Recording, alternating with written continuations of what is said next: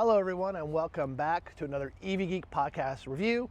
I am Joel, this is Sebastian, and today we have the Ioniq 6. Sebastian, what model Ioniq is this? I completely forgot. 2024 Ioniq 6 Limited rear-wheel drive. Rear-wheel drive, so almost to the top of the line. The top of the line would be the all-wheel drive, correct? Correct. All right, so how many miles of range on this? This is good, it's a beast of a range probably. 305. 305, so yes, over 300 miles of range on the Ioniq 6. What are some things you're interested in finding out about this car today, Sebastian? Yeah, so we've spent some time in EV6 and Ioniq 5, and those are both crossovers, right? Mm-hmm. And they still have pretty respectable range, respectable efficiency. I'm just curious to see how that translates to on a full-size sedan type platform. You know, how it drives, how the suspension runs, road noise, just stuff like that. And how they have, especially, so the EV6 we drove was a GT line, so it was the almost top of the line. Yep. And then the Ioniq 5 we drove was in the middle. So I'm also curious to see Hyundai's take on the top of the line kind of interior as well. And like Sebastian said, this is our first kind of eGMP platform sedan. We were going to be looking at the other two kind of your crossovers. So I'm interested to see how it rides as compared to those. We kind of know what it rides like a little bit on the way over here, but we want to see what it's like when we get up to top speeds and things like that. So Sebastian is actually going to give you the full outside and inside tour today. I'm going to be behind camera because I'm fighting a cold right now. So let's check in with the outside and then we'll check in with the inside.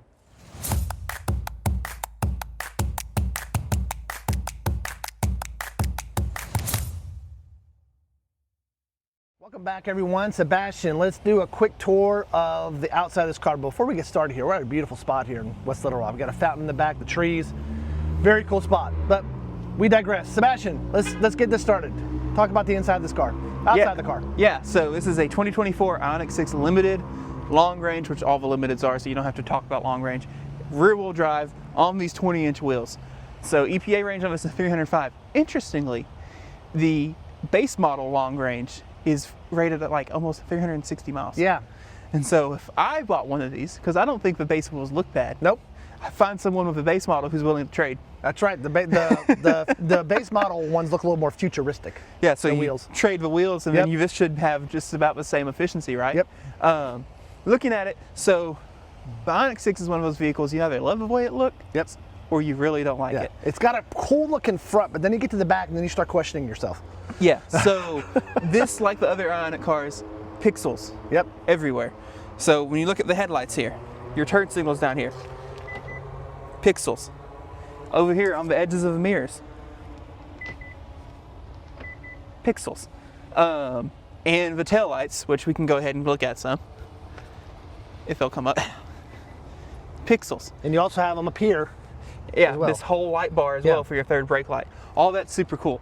So I personally like the way this looks. We like the pixel. We like the pixel look, yes. I like the way the Ioniq 6 looks. Yes. You don't. I don't like it's this part here that's throwing me off, but I know it's for efficiency and things like that. That's the part that's throwing me off. That's one thing. This car is allegedly pretty dang efficient. You know, the I-90 Surge, it got third place. And it was only 15 minutes behind the Model 3. Yep. And it got pulled over. Anyway, I digress. Yes. It does automatically lock itself back to, like every other Hyundai car. These wheels, 20-inch, they look okay. I don't mind them. On the Ioniq 6, you only have two wheel options. You have these wheels and then the standard Aero base wheels. Yep. While we're back here, we can take a peek at the trunk. Yep. So this does have a power trunk. Press that. There's pixels on that button too. And it's a pretty decent size. It's pretty long. Pretty deep, I mean. Yeah. Yep. Not bad at all. And I wonder, does it have... Yep. It's got stuff underneath it too. Yep. Yeah, that ain't bad. So since this is a sedan, will it probably not have any outlets back here? So no. Yeah, I don't see anything. So and you have your switches here to put the back seats down. Yep. You can also close and then lock the vehicle from here as well, which is nice. Over here on the passenger side is where your charge port is. And the Ioniq 6 has one of the deepest charge ports I've ever seen on a car. But this is very similar to the other vehicles where you have your pixels here to tell you your set of charge. You have this lovely, which this one actually has a handle on it. Yeah, the Ioniq 5 does not. Nope, we need to kind of wedge it out. You have the little plug. This will be switching to NACS at some point. The Ioniq 5 switched for 2025, but I don't believe the Ioniq 6 did. Yep. So Almost tried to close that manually, but it's power. You're not supposed to do that. Yep. We'll come So back interesting around. thing, come over here. Let's talk price. So this is almost the top of the line Ioniq 6. Right, except this one's rear-wheel drive and not Rear-wheel all-wheel drive. Almost the exact same price as the mid-level Ioniq 5. Yep. Yep. Yeah, and you can get these things. I mean, they do tons of rebates on these because unfortunately, the Ioniq 6 doesn't sell super well. It doesn't sell as well as the Ioniq 5. And that because of that, it means you get good rebates on the ones that are there. But the Ioniq 6 is more efficient. You'll get a longer range with it. Yeah. So yeah. Also cool, we'll look at the key some. It's the Hyundai logo, because of course it is. Yep. Standard stuff. You do have Smart Park. We won't demonstrate it because it's cold and I don't want to make Joel freeze any more than he already is. But when you unlock, door handles auto present, mirrors auto fold. We'll look at the back seat real quick. I haven't been back here yet. Oh, we gotta do our 6 foot test back here. I am 6. Nice. He's 6 foot with or without shoes on. Because I'm 6'2" with shoes on. I'm 6 foot with something. I don't know, man. Automatically hit his head. I hit my head getting in, but now that I'm in here, headroom's a little tight. It is. Like, it would be fine, but I can't really lean all the way back in the seat. May not want to sit in there for a 12-hour ride or something. Yeah. It is a sedan, remember. If I slouch a little bit, it's not too bad, actually. Back here, you have 2 USB-C ports, and other than that, there's not a whole lot going on. I do appreciate all LED lighting in here as well. It does have the sunroof as well. And yes, sunroof. But yeah, really, there's not really anything else I want to talk about on the exterior, other than maybe we just do a light, just a quick walk around on the front too. Does this have a frunk? Let's find out.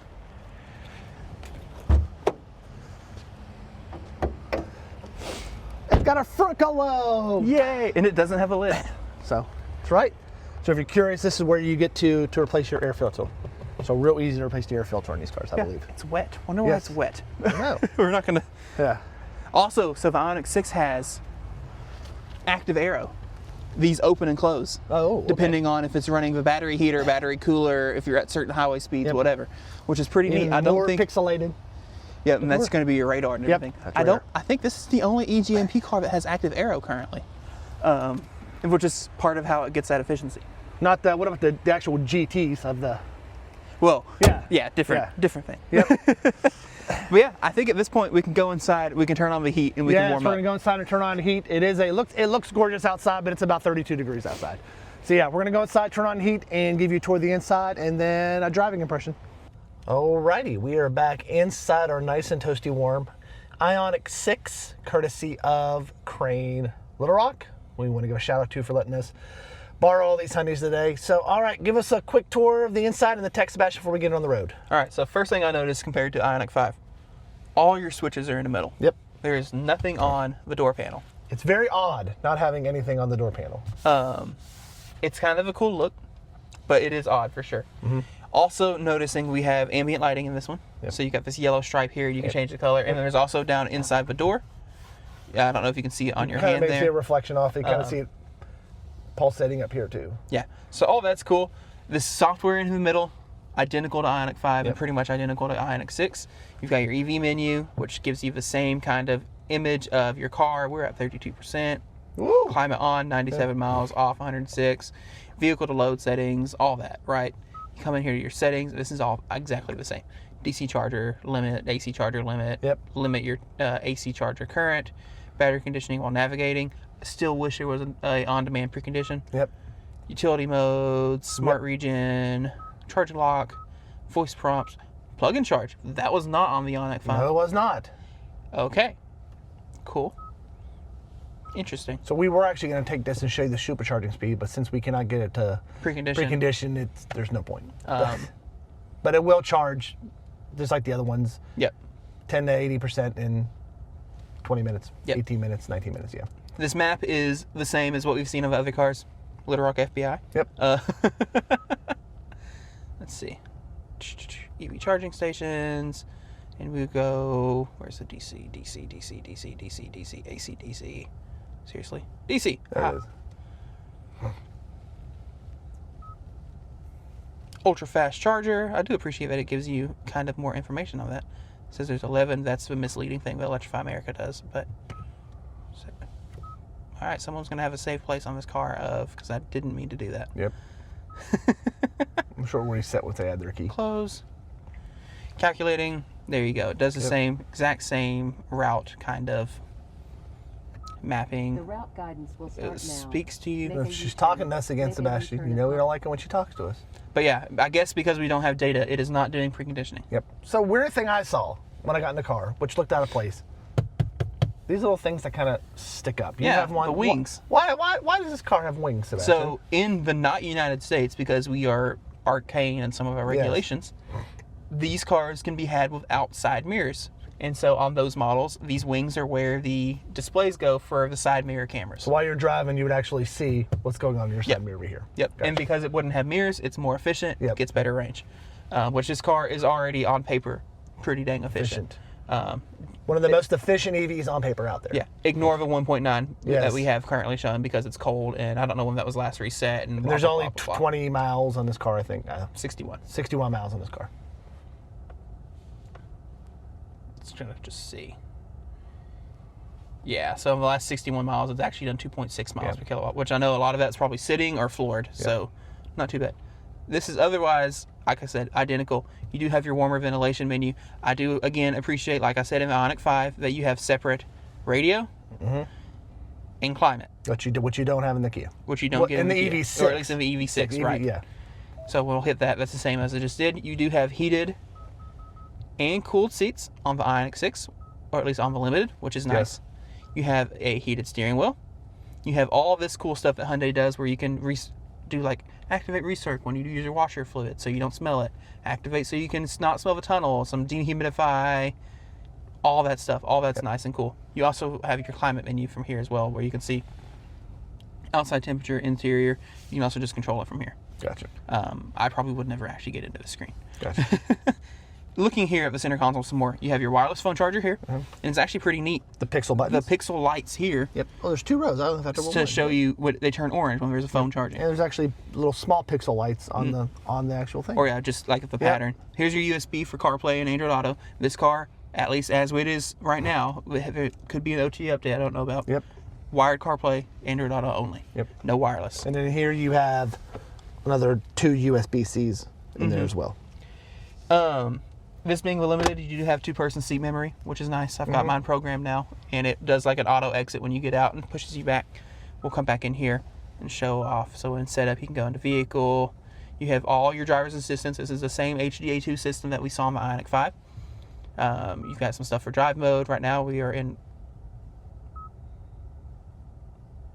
Custom snow.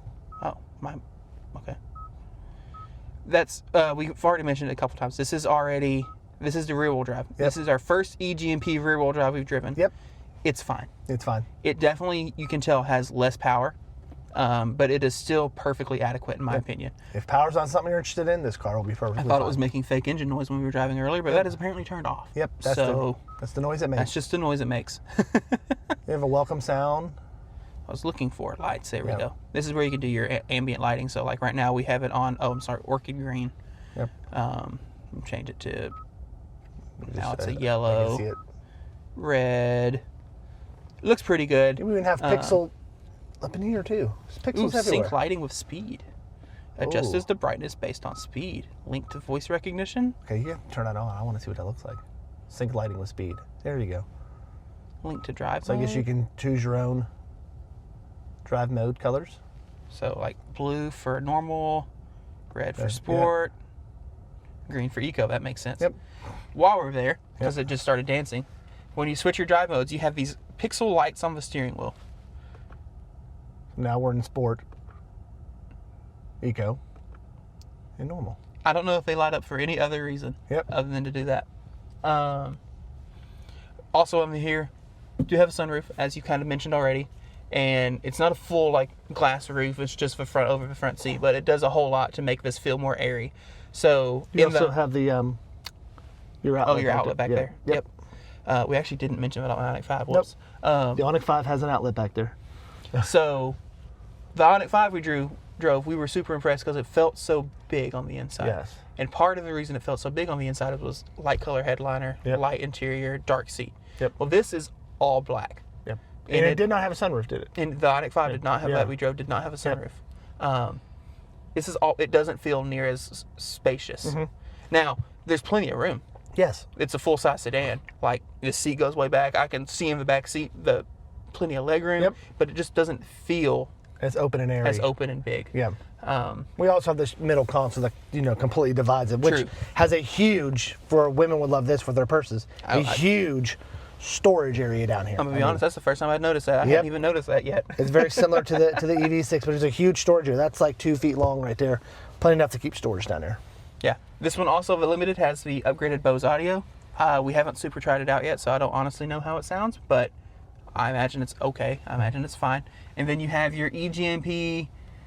I'm charging my 12-volt battery with my high voltage battery light there on the dash. So if you ever see that turn orange, you'll know that your high voltage battery is being charged from, your 12-volt battery is being charged from the high voltage battery. So I was also interested to find there is no digital rearview mirror on this car, even though this is the Limited in the top trim level. The EV9 had it. The EV6 did not, right? It did not. Okay. Nope.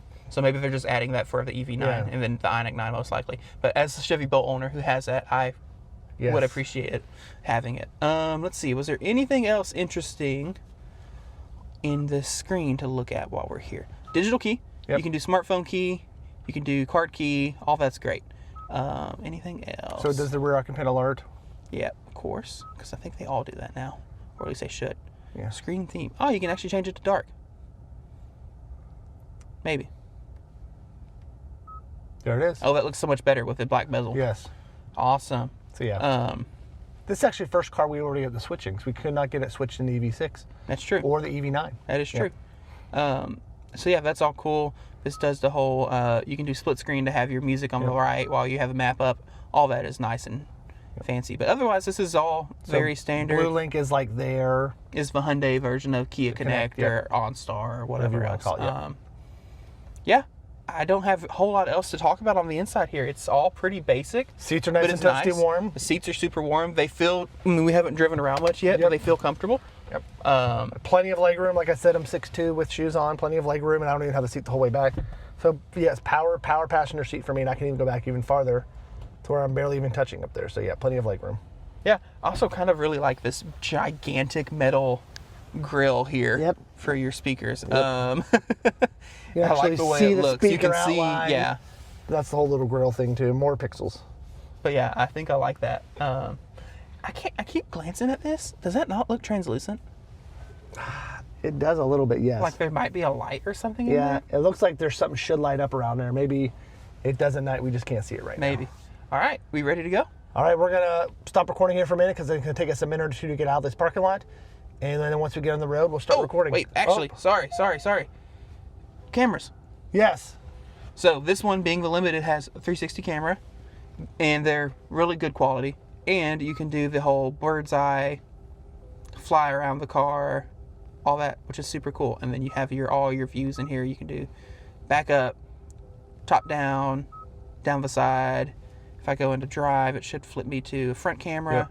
You can do the exact same thing, top down, down the side. So all that's super great. Cameras are excellent. And this being the Limited, you get the cameras in your gauge cluster as well for your blind spot monitor. You can see, everyone should be able to see that. I'll try to zoom in a little. It's not paired, but yeah. Oh, yeah. But there you go. But yeah, so now that that's done, now we can go. All right, we're gonna head on out, and once we get on the road, we'll join back with you. We are on the road. Our nice cruising speed of 60 miles per hour. So, all right, Sebastian, what's the first? I can tell you the first thing I noticed about this car. What's the first thing you noticed about this car? It's not as quiet as the Ioniq 5. It is not as quiet as the Ioniq 5. No. The suspension's still smooth. Still smooth. But yeah, there is more road noise than it was in the Ioniq 5. I'm a little surprised. We are a little closer to the ground. Yeah. Yep. But yeah, I'm a little surprised. But I mean, the suspension still rides well. It definitely rides more like a sedan, like it's a lower, you can tell that it sits lower on the ground. Yep. But yeah, there's just more road noise than I expected. I'm going to, real quick, let's turn on HDA2. Okay. 65. It all turned green. It's all happy. We're just going to let it cruise for a second. Let me turn on my turn signal. I get my camera. And for automatic lane changing, I'm actually going to switch to view so that people can see what that looks like. Maybe. we go. Yeah. So there's your assist view. So cars around you show up as little ghost boxes. And then once there's a chance for me to turn over, you can see your blind spot. It pops up on there as well. And now I'm in a perfect spot where I don't know if I'll be able to make a lane change anytime soon. Nope. So We'll go down a few more exits. we'll just keep going. It rides. Actually, I think it's a little bumpier than the Ioniq 5. Yeah, now that I'm sitting over here now and not really focusing when I was driving, it is it rides similar to like an older Model 3 to me. Okay. Yeah. Which it's not bad. No. But it's not near as like the Ioniq 5 felt like I was on glass, honestly. And this I can just feel a little bit. But again, it sits lower to the ground. This one's also on 20-inch wheels. Yep. Which definitely has an effect on it. Yep. The seats are comfortable. The seats are still excellent. The heat is very good. Yes. Very hot. The heated steering wheel gets very warm. Like, all that's great. I have reset, because I was curious, I reset our trip computer. It's in the last 3 miles, we've gotten 2.4 miles to kilowatt hour. But it's also cold. And we're going uphill, and it's 3 miles, so that's not really enough to make any sort of judgment call. But I was curious to see what it would be at when we got back to the dealership. And you did say this car does have the heat pump, correct? No, it doesn't. That is important to note. Since this is our first rear-wheel drive eGMP car, this is also the first eGMP car we've driven that does not have a heat pump. Okay. So on eGMP cars, currently, the only way to get a heat pump is to buy the all-wheel drive model. And so that will also be part of why our efficiency is worse. Yep. It's because it's just basically killing electricity to do heat. Yep. That's a good catch. I hadn't even thought about that yet, but that makes sense. I'm good for something. All right, we're actually about to do the HDA, try out the curvy part of I-430. Yep. Here where we kind of go down into the valley towards the river. Curious to see how well it handles, if it slows down automatically or anything like that. Let's see.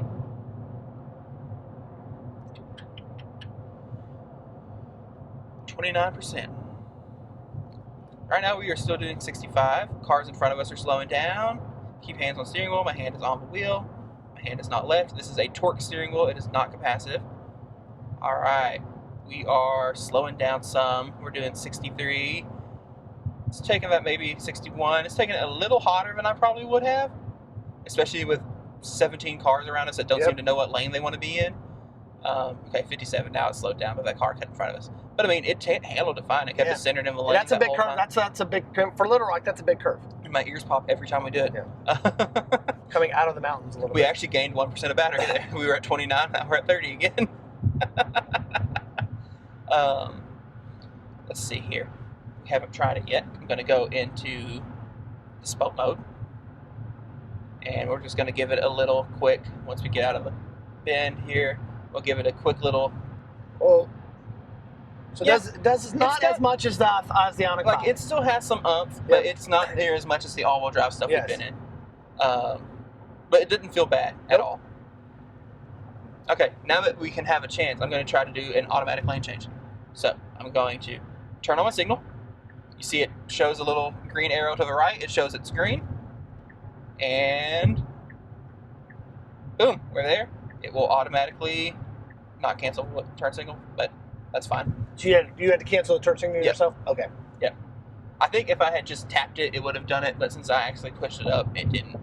But yeah, I mean, it drives super well. I'm a little surprised that it's rougher, but 20-inch wheels and all that, and it's lower to ground, it makes sense. And I'm a little surprised it's louder in here. Yep. The sunroof is doing the Lord's work and making it feel bigger. Yep. And it's not making it feel super hot in here either, though. Yep. We're going to turn around up here. Golly, the brakes are very... Oh, I'm in sport mode. Because I was about to say, I was like, the brakes are so bitey, but that makes sense. We're in a different mode. So I'm actually driving around in not iPedal. Okay. But that doesn't matter on the rear-wheel drive cars. Okay. So on the all-wheel drive eGMP cars, if you want the best efficiency, you actually don't drive an iPedal. Because iPedal on the all-wheel drive eGMP cars forces the front motor to be active all the time. So if you drive around in level 3, level 2, level 1, when you're just coasting or not doing a hard acceleration, it will disengage the front motor. But in iPedal, it stays on all the time. This being a rear-wheel drive car, that doesn't matter. Yep. In my wife's rear-wheel drive EV6, we never put it in iPedal. It's always in levels 2 or level 3. Yeah. So now we're at 3.3 miles per kilowatt hour. All right. Well, we're going to head on back to the dealership here. And when we get there, we'll give you our final thoughts. But thank you for joining us as we gave you a review of this Hyundai Ioniq 6. This is the limited model, which is the top of the line, correct? Yep. Well, almost the top of the line. Well, there's an all-wheel drive. All-wheel drive will be top of the line, yeah. We have arrived back here at Crane Hyundai of Little Rock. Sebastian, final thoughts on the Ioniq 6 Limited. Yeah, so this thing is super nice. Like, seats are good, has all the tech, has heated, cooled seats, heated steering wheel, all that. This is going to sound like I'm a broken record because I made the same argument when we did the Ioniq 5. Mm-hmm. This or Model 3. Because now you're talking 45,000. Now we're getting up there into, yeah. Refresh Model 3 is really nice. Refresh Model 3 is really nice. I would probably choose, I don't know. Ooh, that's tough. Refresh Model 3 Charge is pretty decent too. And it gets better. It gets pretty good range too. Ooh, that's a tough one, y'all. What do y'all think? If you had a choice, put in the comments, Model 3 or Ioniq 6. That's a tough one. I don't know. Yeah, it's like, I guess for me, I'm just tired of driving Tesla, so I don't. That may be my thing. So. And for me, I don't own one. I haven't lived one every day, so it wouldn't be a big step back in tech or anything for me, right? Because like this one has a whole bunch of tech, but it definitely isn't as good as what you get on a Tesla. Yep. But it's way better than what I get on a 2019 Chevy Bolt. Yes. I think for someone who wants a sedan and wants an EV, and maybe hasn't had a Tesla before, yep, this would be perfectly fine. Perfectly fine. Yep. Again, 10 to 80% in like 18 minutes. Yep. Charge is amazing. This one has 305 miles of range because it's limited on big wheels. You could honestly get more than that. That is vehicle to load, which we don't talk about. It has vehicle to load. Yep. And see, in 18 miles since I reset, we averaged 3 miles per kilowatt hour, which isn't too bad considering it's cold and it doesn't have a heat pump. Considering it's 35 degrees outside. Yep. So I really like it. I was a little surprised at how loud it was on the interstate, especially compared to Ioniq 5 and EV6. But again, it's lower. I mean, you have to understand, we're not saying this is like driving a gas car super loud, something like that. It's just, you hear a little bit more road noise. The Ioniq 5 was like almost silent. Yes. You know, and so this wasn't almost silent. So it was noticeable because we drove this right after we drove the Ioniq 5. If we hadn't driven the Ioniq 5 this morning, I don't know that we would have noticed it. You probably wouldn't notice it, yeah. But yeah, I mean, this is a good package, but it's just I can't get over 45 grand. Yep. And that's with incentives. Yep. Currently. But we saw the lower end models of these in the 30s. Yeah. We did mid to high 30s. So yeah, which is a better deal. Yeah. Yep. So yeah, I really like it. I like HDA too. I like the heat, comfort. It's comfortable. Headroom could be better, but it's also the sunroof's fault. Sunroof, some of that headspace with the sunroof. And it's a sedan, not a crossover, right? Yep. And so if you're really into sedans, you don't have a lot of options when you start looking at EVs. It's this or Model 3 or some of the luxury stuff. Yep. Basically, right? Yep. I'm not leaving anyone out. I5, I think, yeah. Which is luxury stuff in different class of vehicle. Yep. So, I mean, really, you don't have a lot of options in this space. Or at least in this price range. And then it's just the big elephant in the room is that the new Highland Model 3 is really good. Yep. But there's some people out there who refuse to buy a Tesla. And if you refuse to buy a Tesla, this will be a perfect car for you. Yeah. So, I mean, it drives well. Yep. It handles well. It charges excellent. Like, I don't think you'd be unhappy if you bought one of these. Nope. But kind of the same thing with me too. You know what? It feels great in the inside. It actually, inside rides better than a Model 3 does. Just, I won't say rides better, just comfort-wise on the inside, I feel is better than a Model 3. It's just a little bit more, has a little bit more of the buttons and feel to it. It feels more like, the inside of a car as compared to a Tesla, which can feel like you're inside of a spaceship. So yeah, so I kind of have the same critiques as you do. If a Tesla is not your cup of tea, then this would be a perfect car to get into. Yep. If you're deciding between this and a Tesla Model 3, then it gets tough. Yep. Because there are some things tech-wise. I mean, when you talk about a Tesla Model 3 in this car, like you said, charging is not that far off. Range-wise is not that far off. Tech-wise, for me, I just think Tesla has better tech. Yeah, and there's like a couple little things in this car that if they just tweaked it a little bit, it would make it for me an even clearer choice. Like if they would give me the ability to on-demand precondition, because it looks like, and someone in the comments correct me if I'm wrong, because I would love to know it. I just apparently am dumb and can't figure this out. I cannot get it to precondition without data. Yep. It knows whether there's a charger there, but it will not do preconditioning. Is it maybe we don't have a BlueLink account or something like that? It's like I don't know what I'm doing wrong. Now I understand that Teslas also don't precondition unless you're navigating to a Tesla supercharger. which I mean also sucks. Tesla should also give you an on-demand precondition button, but that works regardless if you have premium connectivity or not. Yep. You know, anyone driving a car can have that. Yes. I can't get any of these eGMP cars to route plan without the data plan. Mm-hmm. And I just feel like on an EV, that is such a basic, like, your EV should be able to tell, you should be able to get in your EV, put in your destination, and it gets you there. Yep. And know where you need to stop, for how long, yep. and all that. I feel like that That's is something to just be standard. That should just be basic stuff at this point. Because it's 2024. With right? the review of the Equinox, things like that, those cars all had it. Yeah. You know, the Mustang Mach-E, the Equinox, yeah, all and those I mean, cars had it. in the Mustang Mach-E and F-150 Lightning, they do the built-in route planning in the built-in nav, and they'll even do built-in route planning in Apple Maps and Google Maps with your connected phone. Yep. Like, they'll take it even a step. They will do route planning on whatever map you want to use, which is awesome. Yep. We need more automakers to do stuff like that. Yep. It's just those little fine things. That's kind of the thing I had with Kia, Hyundai. You know, it's just some of those finer tweaks that shouldn't be hard to do that they need to make with their software. But ride-wise, it's a very comfortable ride. Yeah. And cameras are awesome. Yep. Interior layout is good. I love the lighting, giant yes. the giant charging pad and all that. Like, this is an excellent package. I just don't know, is at the same price, is it apples to apples an excellent package like the Model 3 Highland is? Yep. But anyway. We want to hear your thoughts, so put them in the comments below. If we got something right, let us know. If we got something wrong, let us know. We want to thank you all for joining us on another EV podcast review, and we'll see you on the next one. So long, everyone. Kind of curious if it'll stop before it hits the curb.